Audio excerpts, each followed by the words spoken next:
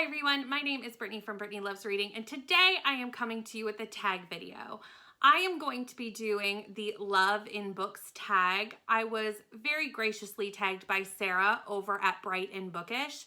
Go check out their channel. It is such a great channel and I get always great recommendations from Sarah. This is a pretty short tag. It's only 8 questions. So we're gonna dive right in and see what I've decided are the 7 books that I really want to talk about with my love for books. So the first type of love in this tag is friendship love, and that is basically to name a book with a loving friendship.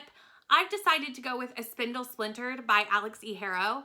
I loved the first book in this series, which is A Spindle Splintered. Unfortunately, because I love the friendship in the first book so much, kind of let me down in the second book because the friendship isn't really a part of the second book. So that was a letdown. However, for the first book, it definitely features a great friendship. This follows Zinnia. Zinnia has a terminal illness she's known about basically her whole life, and pretty much everyone passes away from this illness around the ages of 21. Her 21st birthday is looming and they know that her life is coming to an end, her parents and her best friend Charm. Charm is determined to let this last birthday be very, very special and really make it count for her best friend. However, Zinnia comes in contact with a spinning wheel, or a bit of a spinning wheel. I can't quite remember exactly how that worked out, and pricks her finger and basically dives through worlds to all sleeping beauties of the past. This is a portal fantasy, and I just loved Charm and Zinnia's relationship. Charm finds out Zinnia is gone because Zinnia can still text in this portal universe back to her world, which is kind of funny. And Charm somehow figures out a way to follow her friend into this portal universe. And I think any friend that can jump through worlds for you is a pretty good friendship to have. Then we have Sibling Love, which is to name a book that features strong sibling relationships. I'm gonna pick We Are the Brennans by Tracy Lang for this. This follows the Brennan family. Sunday Brennan left many years ago, moved to LA, but life in LA has not turned out as she anticipated. She gets in a car accident while drunk driving and now has a broken leg and needs to go home to recuperate as well as deal with the legalities of that situation.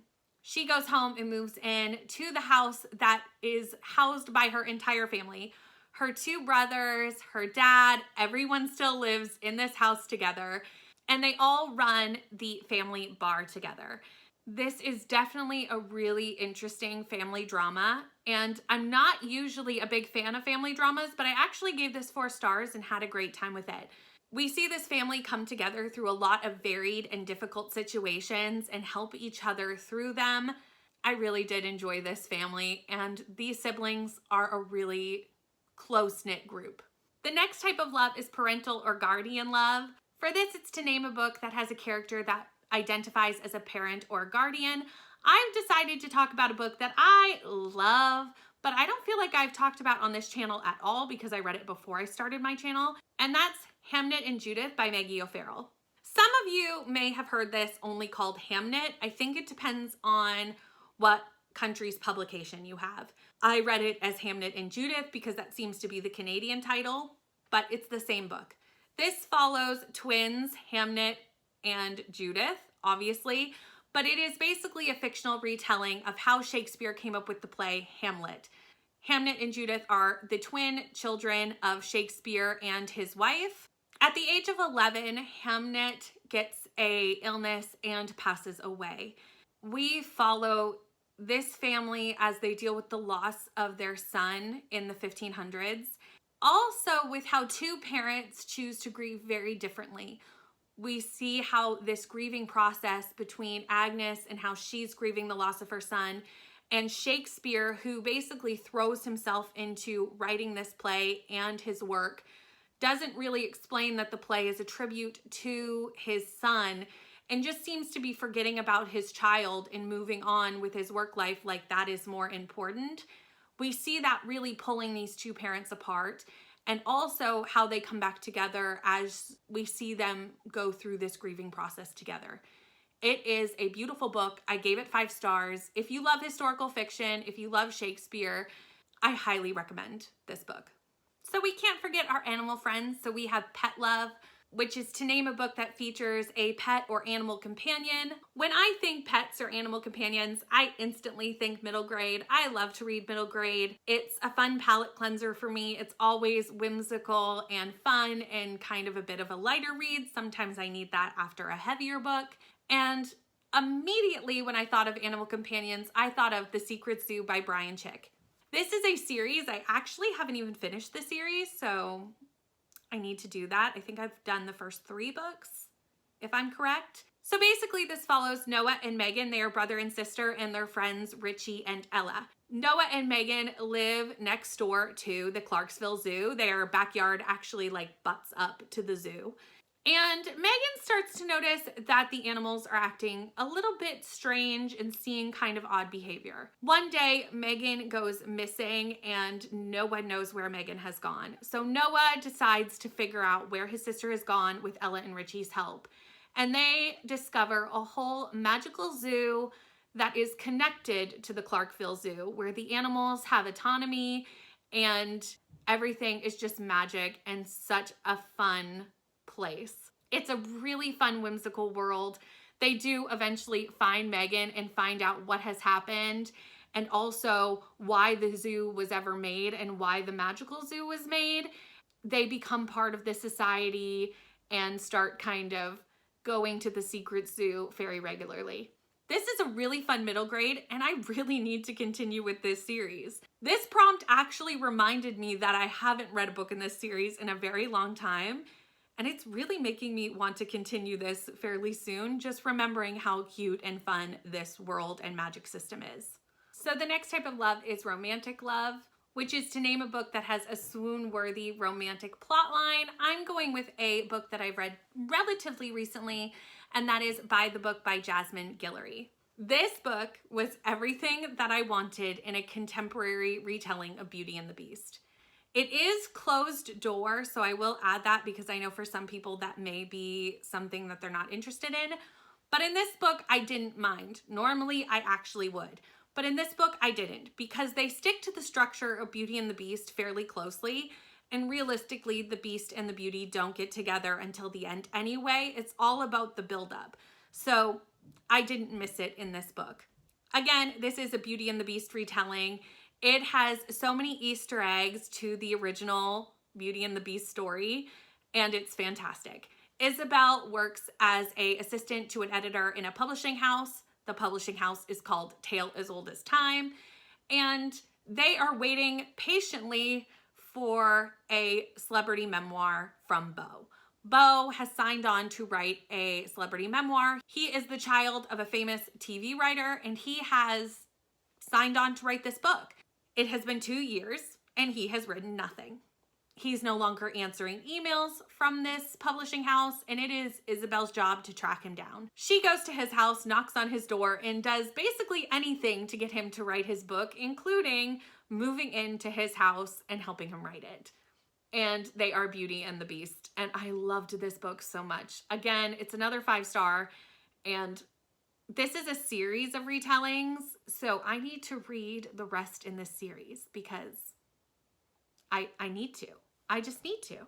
So the next prompt is erotic love, and that is name a book that does not fade to black when things get spicy. And since I just did a fade to black romance, I think this is kind of perfect to go the other direction. For this one, I'm going to do a Tessa Bailey book because Tessa Bailey is quite a smutty writer, I have discovered, and also a writer that I really enjoy. And the most recent book I read by Tessa Bailey is one of my favorites, and it is Secretly Yours. This is Tessa Bailey's newest release. It just came out in February, and I really liked it, and it was definitely very, very spicy. It follows Haley and Julian. They almost kissed when they were 14 in Julian's family's vineyard. Julian went away. Haley became a gardener. Julian is now back to write a book and also help out on his family's vineyard. And Haley is tasked with doing some gardening around the family house. Julian does not remember Haley, but Haley very much remembers Julian. She had a pretty big crush on him as a teenager. So Haley decides to write him a secret admirer letter, while very drunk, might I add, but still does. He is very buttoned up, sticks to a schedule, does everything with a timeline. Julian does have an anxiety disorder and uses a schedule and a timeline to help manage his anxiety. I really liked the anxiety rep in this. I could relate to it very much. And Haley is much more fly by the seat of her pants and does things at her own timetable and shows up when she wants. Even for clients, she might say she's going to be there at noon and show up at 3. So they clash, but eventually become friends, and friends turn into lovers. It is a little bit of a slow burn. It takes about half the book to really dive into the smut, but once it does, it's extremely smutty. So that's why I picked it for this prompt. So the last kind of love on here is self-love, and that's to name a book with the theme of self-love. For this one, I've decided to go with The Nature of Witches by Rachel Griffin. The Nature of Witches follows Clara in this really awesome magic system that I really, really loved. So basically, witches have the power to influence the weather, and society is now needing witches more and more than ever because of climate change and the extreme weather conditions that the world is seeing due to climate change. Each witch has a season that is their season where their power is the most strongest and where they have the most influence. So they're spring witches, winter witches, summer witches, fall witches. However, Clara is an ever witch, which is extremely rare and means her power changes with each season, making her powerful in all seasons. This, however, sets Clara apart from everyone else because no one can understand her power, and really no one can teach her how her power works because there hasn't been an ever witch in a very long time. Clara feels somewhat ostracized. She doesn't really want her power. Her power is very strong and can actually attack those closest to her, and she fears to let people come close to her because of that. Clara has to learn to love herself and learn to love her power and learn how to use her power to actually learn how to control it. And I loved this magic system. It was so different. And also the descriptions of weather and nature were just absolutely beautiful in this book. So the last prompt for this tag is to tag some booktubers that I absolutely love. I have so many amazing friends on BookTube, so absolutely anybody should consider themselves tagged, because I obviously can't tag everybody, but I am going to tag a few people in this video and link them down below. So I am going to tag down below Crystal from Bond Book Reviews, Meredith from Reading with Mur, Mel from a book fiend named Mel, and Danielle from Bookchara. Thank you so much for watching this tag video. I so appreciate every single one of you that takes the time to watch my videos. I hope you got some good book recommendations from this. I will see you soon. Please like, comment, and subscribe, and I'll see you in the next one. Bye.